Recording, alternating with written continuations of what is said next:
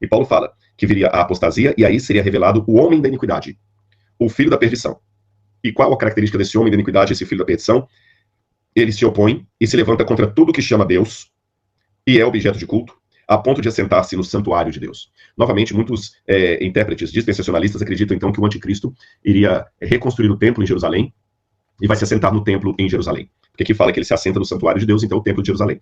E como o templo de Jerusalém hoje está destruído, desde os romanos no ano 70, então ele tem que reconstruir um templo em Jerusalém para sentar ali. Mas eu também não concordo com essa visão, vou explicar aos irmãos por quê. A palavra que aparece para santuário de Deus aqui na Bíblia é a palavra naos ton theon.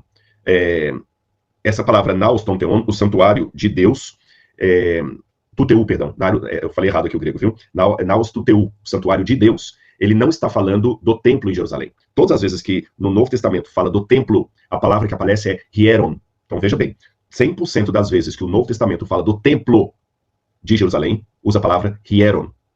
Todas as vezes no Novo Testamento que fala de santuário, usando a palavra naos, refere-se ao santuário celestial ou à igreja.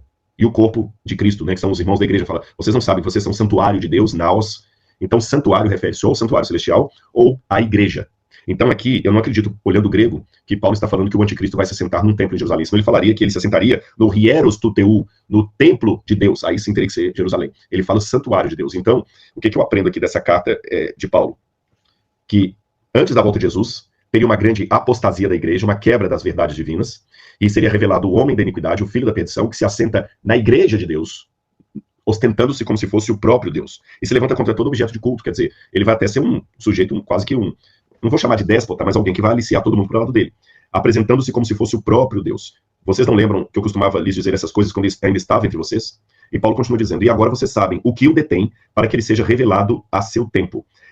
Há muitas possibilidades hermenêuticas do que seria aquilo que o detém. Alguns pensam que aquilo que detinha o anticristo era o Império Romano, que ainda não permitia que um falso Messias assumisse o poder. Outros pensam que aquilo que detinha o anticristo era o Espírito Santo, que o Espírito Santo ainda tem aquela força de refrear os ventos. Deus manda os anjos refrear os ventos, em Apocalipse capítulo 7. Mas seja o que for que detém esse anticristo, Paulo diz que ele ainda estaria no futuro. Correto? Estaria no futuro.